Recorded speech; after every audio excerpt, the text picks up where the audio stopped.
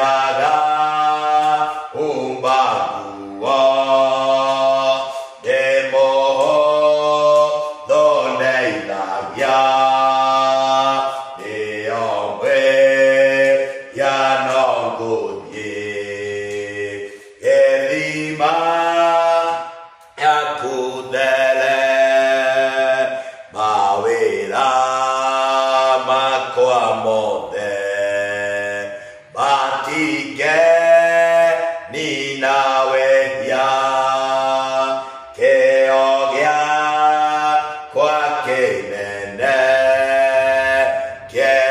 kehao na maidole etege ninawe ya nowewi kiwahota.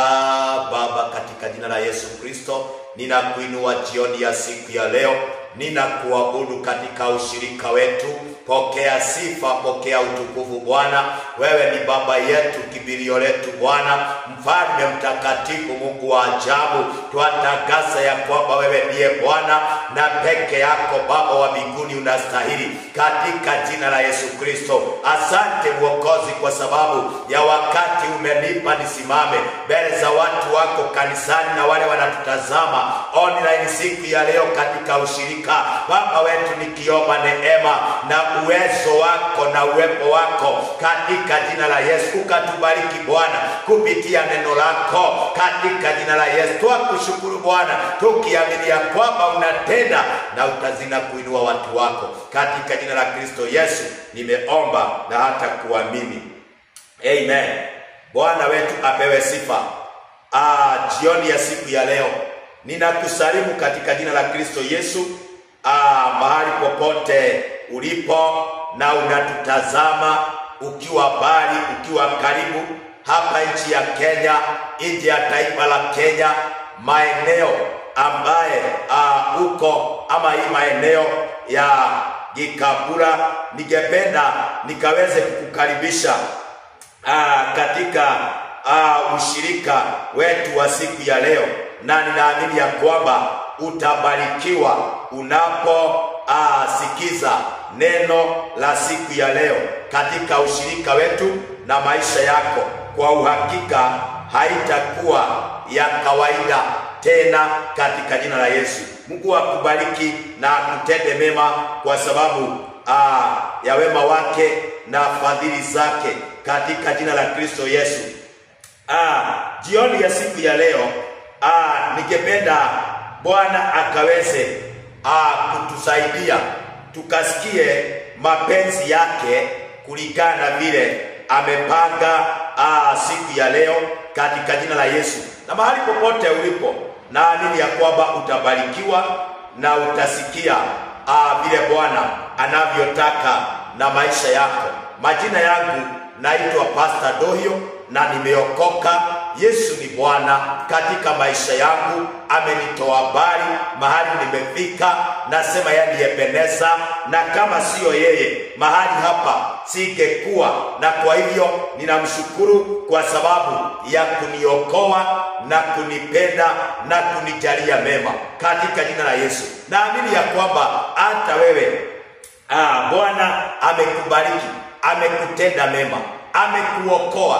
Na kama haujaokoka, tutakapo tamatisha ushirika wetu wa siku ya leo, ukiwa mahali popote unatutazama, unaweza inua mkono wako na tutakuombea na tutakuelekeza katika wokovu wa Bwana, kwa maana muujiza wa kwanza katika maisha ya kila mwanadamu ni kuokoka.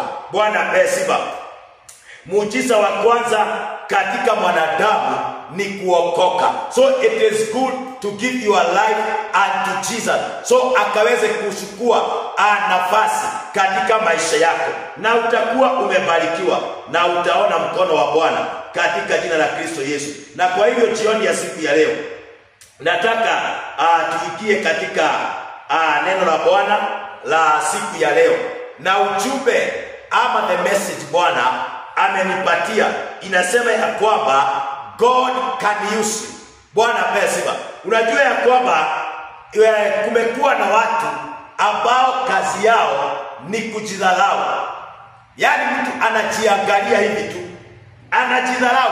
Bwana pesa haelewi kana kwamba Mungu anaweza kumtumia. But I have come to declare that God can use you. Bwana pesa, Mungu anaweza kukutumia. Wewe ndiye unaona, wewe ndiye unajiangalia, unajidharau, unasema ya kwamba I cannot, lakini Mungu akiwa mbinguni anajua ya kwamba that he can use everybody, because the Bible says ya kwamba vitu vyote Mungu aliumba zote ni watumishi wa Mungu na zinamtumikia Bwana, including you. You can serve God, na Mungu anaweza kukutumia na njia kubwa na ulete mabadiliko katika dunia hii katika jina la Kristo Yesu. Bwana pesa, tutaanza na kitabu ambaye ninapenda sana kuisoma na inanitia nguvu katika maisha yangu na wakati wote ambao ninatumika katika ufalme huu wa Mungu katika jina la Yesu. Yeremia 1 na mstari wake ni 5. Hapo ndipo tutaanza, ndio uelewe ya kwamba Mungu anaweza kukutumia. Bwana pesa, anaweza kukutumia. Yeremia 1 na mstari wa 4 na 5, maandiko inasema, neno la Bwana lilinijia kusema. Hii ni maneno Yeremia anaongea ya kwamba kuna sauti ya Mungu ilishuka kwake, kuna neno la Mungu lilimjia na likasema hivi. Bwana wetu ni sana, kwa sababu Yeremia alikuwa mahali wewe uko siku ya leo. Bwana pesa, akasema mstari wa 5, neno la Mungu lilikuwa linasema hivi, kabla sija kuumba katika tumbo nalikujua. Bwana wetu ni sana. Angalia ile maneno Mungu ananenea Yeremia. Bwana pesa, na Yeremia alikuwa anajiona ya kwamba yeye ni mtoto na ya kwamba hawezi, lakini neno la Mungu likamjia likasema, kabla hajaumbika ndani ya tumbo ya mama yake, maandiko inasema Mungu alimjua. Na hivyo ndivyo nimekuja kukuambia jioni ya siku ya leo, before you are formed katika tumbo la mama yako, Mungu alikujua. Bwana pesa, Mungu alikujua na akasema, na kabla hujatoka tumboni nalikutakasa. So wakati tunazaliwa, wakati tunaumbika ndani ya tumbo, maandiko inasema tunajulikana na bado kabla tutoke tumetakaswa. Bwana wetu ni sana. Naongea na mtu ambaye ako mahali pale anasema ya kwamba mimi siwezi kutumiwa na Mungu, but God can use you. Bwana wetu ni sana. Ile shida iliyoko ni ya kwamba tunaona ya kwamba tunaweza tumika katika mahubiri, ati usike microphone ndio useme ya kwamba Mungu anaweza kukutumia. But Mungu ako na njia nyingi za kukutumia ili aone ufalme wake umeinuka, umeongezeka, watu wameokoka, watu wamebadilishwa, watu wameinuliwa. God can use you na njia nyingi sana. Wache kuona njia moja. Bwana wetu pewe sifa. Mungu anaweza kukutumia na njia nyingi sana katika jina la Yesu, kwa maana anaweza kukutumia. Na ndio anasema kwa Yeremia, kabla haujaumbika ndani ya tumbo ya mama yako nalikujua. Bwana pesa, niseme ya kwamba God purpose for you was set even before you are born. The purpose of God in your life was set before you are born. Bwana wetu ni sana. Mungu alikujua kabla haujaumbika. So his purpose aliset kabla yako wewe kuzaliwa. Bwana wetu apewe sifa. And he already planned, na alikuwa amepanga kukutumia. Bwana wetu apewe sifa. He planned to use you. Bwana Yesu, nataka ujielewe siku ya leo ya kwamba kusudi la Mungu, haleluya, lilikuweko kabla wewe haujazaliwa, na already alikuwa amepanga ya kwamba anaweza kukutumia. Bwana wetu ni sana. But when we were born and when we grow katika environment za aina nyingi, Bwana wetu ni sana, ndio unapata ya kwamba mtu alikuwa atumike na Mungu, ameibiwa na shetani, ameibiwa na mambo ya dunia. But the purpose of God in your life was set before you were born. Na alipurpose kukutumia kwa sababu kusudi la Mungu kuumba mwanadamu ilikuwa ni amtumikie, ilikuwa ni amsifu. Lakini naye shetani anakimbizana na watu usiku na mchana ndio wasitimize mapenzi ya Mungu katika maisha yao. But I came to declare that God can use you. God can change you. No matter umesukumwa na shetani kwa kona gani, no matter anakutumia na jina gani, lakini Mungu anaweza kukutumia. Bwana pesa. Kwako wewe ni uamini. Amini ya kwamba Mungu anaweza nitumia. Bwana pesa. Anaweza kukutumia uamshe maiti. Anaweza kukutumia uinue kazi yake, uinue ufalme wake financially, through prayers, through praise na mambo mengi anaweza kukutumia. Bwana wetu apewe sifa. Na ndio anasema ya kwamba kusudi la Bwana katika maisha yako aliweka kabla haujazaliwa, na alipanga atakutumia wewe. Je, uko mahali pale unajiuliza kulingana vile umekaa na zile dhambi umefanya na maovu umefanya, kwingi umeingia mahali pabaya, na unajiuliza nikiokoka Mungu anaweza kunitumia? Nimekuja nikuambia kwamba anaweza kukutumia wewe. Kazi yako ni kumwamini, after believing in God, ukae na utakatifu na haki, utaona Mungu akikutumia. Bwana wetu pewe sifa. Utaona Mungu akikutumia, kwa maana Mungu anatumia watu ambao hawajulikani. Bwana pewe sifa. Katika kitabu cha 1 Corinthians chapter 1 and verse 26. 1 Corinthians chapter 1 and verse 26. Tumeanzia pale kusema ya kwamba kabla haujaumbika ndani ya tumbo ya mama yako, Mungu alikujua. Kabla haujatoka alikutakasa, na alipurpose akutumie wewe kwa ajili ya ufalme wake, kwa ajili ya kazi yake. Bwana wetu ni sana. Hii maandiko inasema hivi, kwa maana hapa ndio sasa ningependa sasa tukaangalie vizuri. Inasema ya kwamba 1 Corinthians chapter 1 and verse 26 inasema, maana ndugu zangu, angalieni mwito wenu. Bwana wetu ni sana. Paulo anaongea na Corinthians, anawaambia ya kwamba ndugu zangu, my brothers, my brethren, angalieni mwito wenu. Kwa sababu gani? Uliitwa na Mungu. There is something we call general calling. Mungu ameita kila mtu aweze kumtumikia, naye ako tayari amtumie. Bwana wetu apewe sifa. So akasema ya kwamba angalieni mwito wenu, ya kwamba si wengi wenye hekima ya mwilini. Nataka uangalie watu wale Mungu anatumia, sio watu walio na hekima ya mwilini.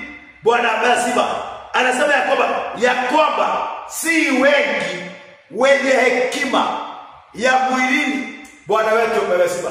Nataka nikwambie jioni ya siku ya leo, wale watu Mungu anatumia sio wengi wamesoma. Bwana wetu ni sana. Kwa hiyo huwezi kaa mahali pale useme ya kwamba mimi sikusoma, sikuenda shule, sijui chochote. Bwana wetu ni sana. But nimekuja kukuambia Mungu anaweza kukutumia. Bwana wetu apewe sifa. Anaweza kukutumia. Anasema si wengi. So wale wengi sana hawajasoma, hawana hekima ya mwilini. Hata kana kwamba walienda shule, pengine hawakushika masomo vizuri. Bwana apesiwa. But today, hao ndio Mungu anatumia.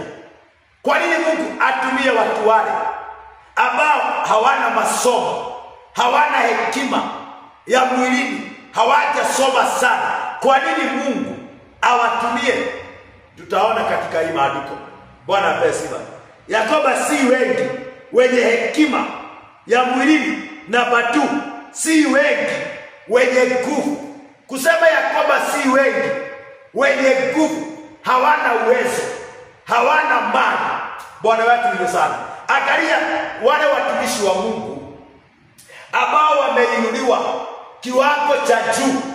Angalia their background, mahali wametoka. Bwana amesema hata kama ni wewe haungependa hiyo background. Bwana wetu pewe sifa. Lakini Mungu aliangalia jamii ambaye haina nguvu, haina mali nyingi, haina vitu nyingi, akachagua mtu mmoja katika hiyo jamii amtumie. Bwana wetu pewe sifa. Na pengine hata yeye hakusoma. Bwana wetu pewe sifa. Na kwa hivyo ni kusema ya kwamba kule kuhubiri tunahubiri sio kwa hekima ya mwili, hapana, ni kwa hekima itokayo mbinguni. Bwana apewe sifa. So anasema si wengi wenye nguvu. Hao ndio Mungu anatumia, hao ndio Mungu anatafuta. Na badri si wengi wenye cheo walioitwa. Sio wengi. Sikiza mwito wa kila mtumishi wa Mungu. Sikiza mahali alitoka. Bwana apewe sifa. Si kusema ya kwamba alikuwa katika cheo fulani. Si kusema ya kwamba alikuwa na mali. Hapana. Hata wengine utasikiza wakisema hawakuwa na mavazi, kukula ilikuwa shida. Bwana wetu pewe sifa. Bwana ni roho. Hata kusoma ilikuwa shida. Na hao ndio Mungu alichagua akawaita ili aweze kuwatumia. Bwana wetu pewe sifa. Kuna watu wako katika hiyo level, wanajiangalia, wanajidharau, wanajiona wakiwa sio kitu, because they are not financial stable, hawana cheo chochote, hawana nguvu, hawana hekima. Lakini wewe ndiye Mungu anatafuta. Bwana apewe sifa. Anakutafuta jinsi ulivyo, aweze kukutumia wewe. Na ndiposa ninasema ya kwamba God can use you. Bwana wetu ni sana. Si wetu wenye cheo walioitwa, bali Mungu aliyachagua mambo mapumbavu ya dunia. Ile mambo inaonekanaga ikiwa upumbavu, inaonekanaga ikiwa ujinga kwa wanadamu, hiyo ndio mambo Mungu anatumia. Hao ndio watu Mungu anachagua awatumie. Bwana wetu apewe sifa. Mungu achaguaki mambo mazuri, anachagua mambo ile inaonekanaga ni mapumbavu, ni mambo ya kiujinga. Bwana wetu apewe sifa. By the way, ukiangalia hii injili ambayo tunahubiri, wakati mwingine unaweza ona kama ni ujinga. Bwana wetu ni sana. Ya kwamba unaambia mtu ya kwamba umebarikiwa, ya kwamba umepona, mpaka unashindwa kweli amepona. Bwana wetu pewe sifa. Lakini Mungu anasema aliyachagua, anachagua watu kama wale, sio watu wako na hekima ya mwili. Bwana apewe sifa. Sio watu walio na mali, sio watu ambao walio katika cheo. Hao watu wanaonekanaga wakiwa wajinga. Bwana apewe sifa. Hiyo jamii ambayo inaonekanaga ikiwa imedharauliwa, inateswa na kutumiwa na watu walio na mali vile wanataka, in that family. Mungu anaweza inua mtu amtumie katika jina la Yesu. Bwana asifiwe. Hata katika mji wenu nyinyi mnaonekanaga ya kwamba ni wajinga tupu, lakini Mungu anachagua watu kama hao aweze kuwatengeneza ili aweze kuwatumia kwa sababu ya ufalme wake. Anasema ya kwamba kwa nini Mungu anachagua mambo ambayo inakaa ni mabubafu, watu ambao wanakaa sio hawezi kupendeka, watu ambao wanaonekanaga ni wajinga hawana kitu? Kwa nini Mungu anachagua watu kama hao? Number 1, anasema hivi ya kwamba awaibishe wenye hekima. Bwana asifiwe. Kwa sababu watu wale wenye hekima ya dunia, masomo ya dunia hii, Bwana asifiwe, hekima ya mwilini wako naye nyingi sana, wamesoma, wako na madigrii. Haleluya. Huyo mtu kuenda kumhubiria, it will take time yeye kuokoka. Bwana asifiwe. Na ndio Mungu anachagua mtu ambaye hana hekima, hana chochote, ahubirie mtu ambaye ako na degree.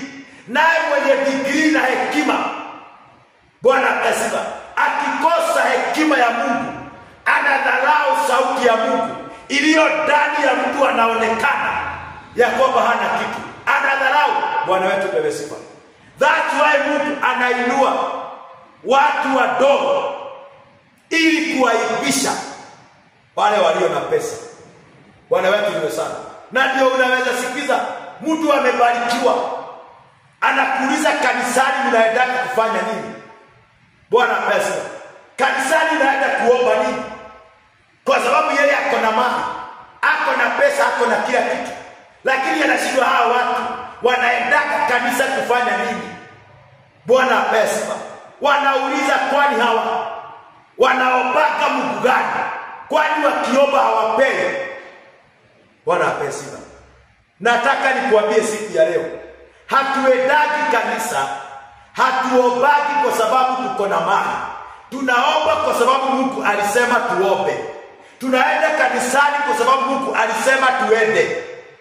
Bwana wetu pewe sifa. Na kwa hivyo wewe uko na maswali mingi sana. Kwa nini hao watu wanajitolea ili hawabarikiwi? Wewe angalia, wengi wako na pesa, angalia zile vitu wamefungiwa na daktari, lakini huyu hana kitu. Bwana asifiwe.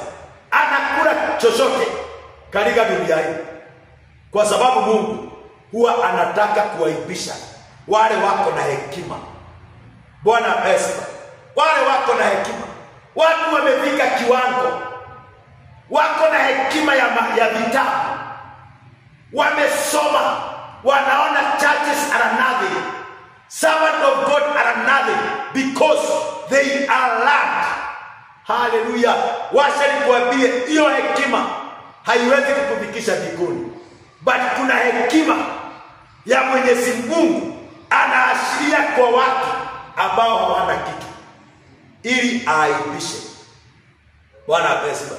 Ndio hii kitu huwa inashinda watu. Mbona hawa watumishi, mbona wanafuatwa? Hata angalia, hata kanisani unafuatwa na madaktari, unafuatwa na viongozi, wanakuja mbele zako uwaombee, na wewe hekima haukusoma, but there's an anointing. Mungu huwa anaashiria kwa watu wale wanaonekana ni wapumbavu, anaashiria the anointing. Anaombea kiongozi, anapata uongozi, anaombea mtu, anapata uponyaji. Lakini mwenye hekima akienda kuomba, Bwana asifiwe, ndio unaona ya kwamba pengine unatumia maombi ambayo umeandika mahali, but ukienda kwa mtu ambaye ameitwa na Mungu, Bwana asifiwe, anakwambia wacha tuombe, inatoka ndani kwa sababu yako na roho wa Mungu. Lakini mwingine kwa sababu ya kusoma sana, anasema wacha niandike hii, naweza kusahau. Bwana wetu ni sana. Wadhani ya roho. Bali inasema ya kwamba awaibishe wenye hekima. Tena Mungu alivichagua vitu dhaifu vya dunia ili aviaibishe vyenye nguvu. Bwana yetu amesema.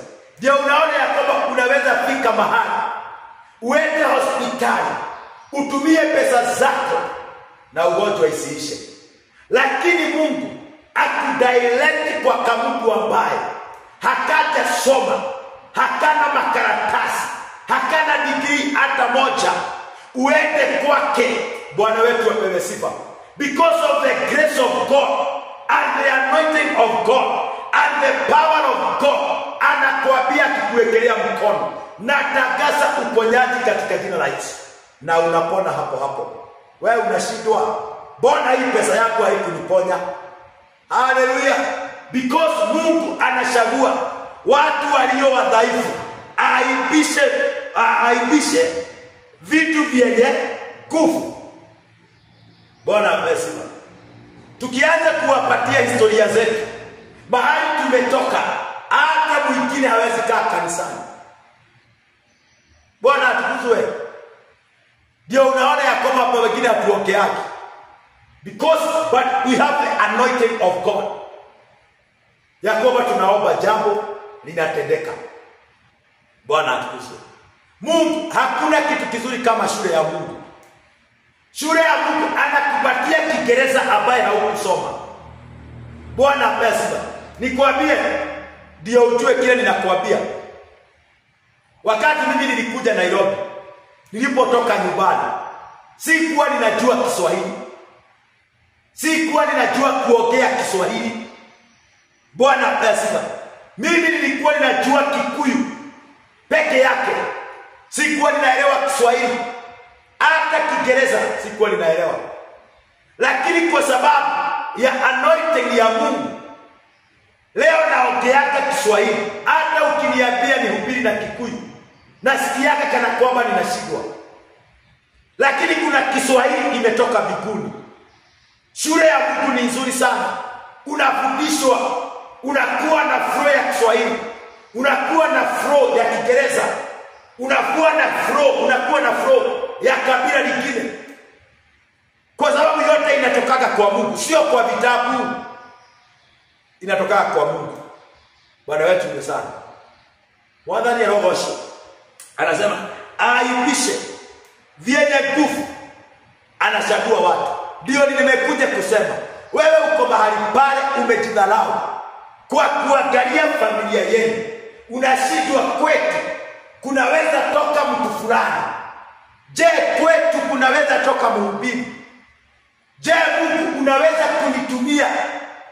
Na kuambia Mungu anaweza kukutumia, kwa maana alikusudia kutoka mwanzo akutumie wewe katika jina la Yesu. Bwana apewe sifa. Ndio unajaribu kufanya mabiashara, inashindikana. Haleluya. Na ni vizuri watu waelewe, kwa sababu Mungu wetu anajua anaweza kukutumia. Naongea na mtu ambaye ako chini. Naongea na mtu ambaye amejidharau, mtu ambaye amejidunisha. Bwana apewe sifa. Tunasema kwa Kikuyu, mundu uria we agite akona ta Ngai tata akimuhuthira, ndoka gukwira Ngai no akuhuthire. Bwana apewe sifa. Akuhuthire uhoere kionje kiambiririe guthii, na tuli na karatathi ona kamwe ga githomo. Bwana apewe sifa. Hauna karatasi hata moja ya masomo, lakini unaweza ombea kipofu na kianze kuona, kiwete kianze kutembea. Bwana apewe sifa. The power we have sio hii hekima ya makaratasi. Bwana wetu apewe sifa. Tena Mungu alivichagua vitu vinyonge vya dunia na vilivyodharauliwa, na vitu ambavyo haviko. Vitu zile zimedharauliwa katika dunia hii, ndio Mungu anatumia. Bwana pesa zile zinaonekanaga ya kwamba haziko. Unajua kuna vile unaweza tembea, watu wanaona kama uko ama hauko. lakini wewe ndiye Mungu anataka kutumia. Ubadilishe kijiji yenu, ubadilishe taifa la Kenya, ubadilishe jamii yenu, ubadilishe maisha ya mtu. Wewe ambaye umedharauliwa, Bwana pesa, mpaka watu wanakunena vile unaongea, vile unatembea, vile unavaa, umedharauliwa na njia zote. Wewe ndiye Mungu anasema anaweza kukutumia. Anasema ya kwamba tena Mungu alivichagua vitu vinyonge vya dunia na vilivyodharauliwa, vitu ambavyo haviko, ili avibatilishe vile vilivyoko. Bwana wetu kwa sifa. Na kuambia Mungu anaweza kukutumia wewe katika jina la Yesu. Wacha kujidharau. Unadharauliwa na wewe unajidharau. Wacha hiyo maneno. Uko katika laini ya Mungu, anaweza kukutumia. Bwana apewe sifa. Uombee mtu ambaye ako na mali, akiwa hakunywagi sukari anaanza kukunywa sukari, akiwa hakulagi chapati anaanza kuikula, akiwa hakulagi nyama anaanza kuikula, na unamuombea kwa imani na hauna karatasi hata moja. Hekima ambayo tunahubiri nayo ni hekima imetokana na shule ya Mungu, sio shule hapa duniani. Ni vizuri kusoma. Hata mimi nilisoma. Ni vizuri kusoma, lakini unaweza kuwa na hiyo masomo yote na ushindwe kuhubiri. Ndio unaona ya kwamba watu wengi wanashika Biblia, verse moja wanasoma. Haleluya. Wanashindwa na kujua vile inasema. Na wako na hekima, lakini mtu ambaye hajasoma, kupitia Roho Mtakatifu wa Mungu anakuja anakuambia, hapa hii maandiko inasema hivi. Lakini wewe na hekima yako unasema ya kwamba inasema hivi, lakini sio vile. Kwa sababu hii maandiko usipokuwa na Roho wa Mungu na hekima ya Mungu, hauwezi kuitafsiri. Hauwezi kutafsiri hii maandiko na hekima ya makaratasi na vitabu. Hapana. Hii unaitafsiri kwa Roho wa Mungu. Na ndio Mungu anajifunua kwa wale wanaonekanaga sio kitu, waliodharauliwa. Bwana pesa. Vile tulivyo leo sio vile tulianza. Haugetupenda. Bwana pesa. But today Mungu ameweka watu wakae chini yetu, tuwahubirie watu ambao wamesoma. Bwana pesa. So Biblia inasema kusema ya kwamba mwenye mwili awaye yote asije akajisifu mbele za Mungu. Mwadhani roho. Ndio unaona ya kwamba hata ukiitwa na Mungu ukiwa na mali, kwa sababu anaweza kukuita hata ukiwa na mali, lakini baadaye utashindwa hii mali imeenda wapi. Na sio kupotea.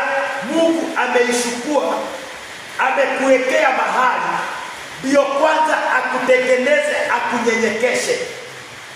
Bwana asifiwe. Kwa maana ukiwa na mali unaweza kuwa na kiburi, unajiinua.